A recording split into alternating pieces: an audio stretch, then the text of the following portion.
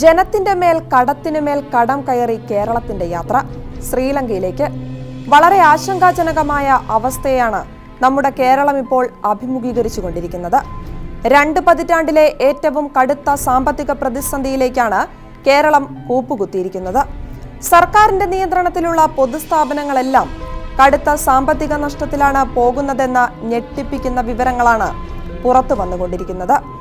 Kerala transport corporation ഭീമമായ നഷ്ടത്തിലാണെന്നും അത് പിരിച്ചുവിടേണ്ട അവസ്ഥയുണ്ടാകുമെന്നും മന്ത്രി തന്നെ പറയുകയുണ്ടായി.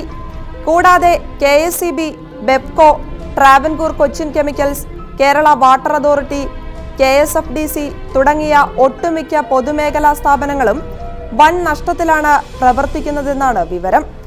സർക്കാരിന്റെ ചില വകുപ്പിന് കീഴിലുള്ള സ്ഥാപനങ്ങളിലെ ജീവനക്കാർക്ക് മാസങ്ങളായി ശമ്പളം കിട്ടുന്നില്ലെന്ന പരാതിയും ഉയർന്നിട്ടുണ്ട്.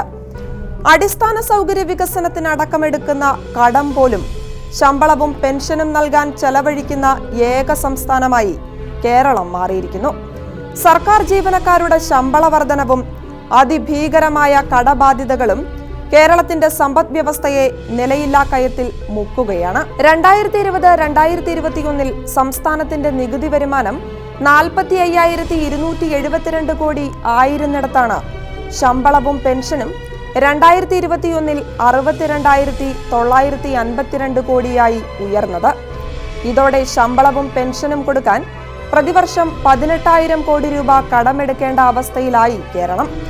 2021-2022 ബജറ്റിൽ ശമ്പളത്തിനും പെൻഷനും പലിശയ്ക്കും വേണ്ടി 84,892 കോടി ഒരു വർഷം ചെലവഴിക്കുമ്പോൾ 2020-2021 സംസ്ഥാന നികുതി വരുമാനം 45,272 കോടി മാത്രമായിരുന്നു എന്ന് മനസ്സിലാക്കണം.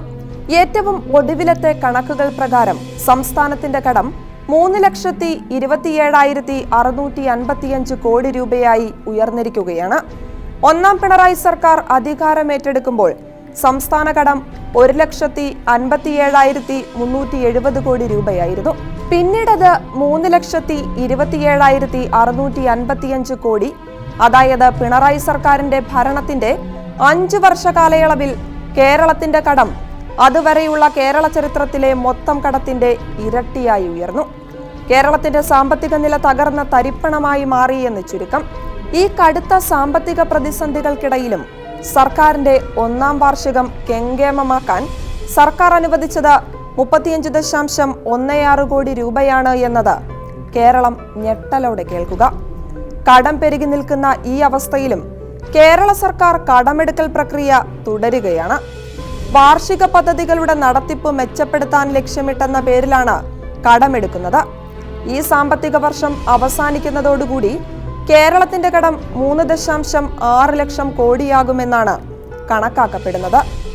ഇത് മുതലിന്റെ കണക്ക് മാത്രമാണ്, പലിശ വേറെയും ഉണ്ടാകും. ഇതിനിടയിലും 1 ലക്ഷം കോടി കടമെടുത്ത് കേരയിൽ പണിയും എന്ന ഒറ്റവാശിയുമായി കേരള സർക്കാർ മുന്നോട്ട് പോയിക്കൊണ്ടിരിക്കുന്നു. 3 ലക്ഷം കോടി രൂപയുടെ കടബാധ്യതയിൽ നിൽക്കുമ്പോഴാണ് കേരളം കേരളിനായി ചരിത്രത്തിലെ ഏറ്റവും വലിയ കടമെടുപ്പിന് തയ്യാറെടുക്കുന്നത് എന്ന് ഓരോ കേരളീയനും അറിഞ്ഞിരിക്കുക. ആർഭാട സൗകര്യത്തിന് വേണ്ടിയുള്ള പദ്ധതികൾ ഒരു രാജ്യത്തെ തന്നെ കടക്കെണിയിൽ കുരുക്കിയതാണ് ശ്രീലങ്കൻ അനുഭവമെന്ന് കേരളം മറക്കരുത്.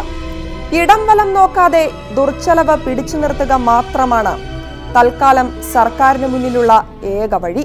അതിനുള്ള ആർജവം ഉണ്ടാക്കിയെടുക്കുകയാണ് ഒരു ജനകീയ സർക്കാർ എത്രയും പെട്ടെന്ന് ചെയ്യേണ്ടത്.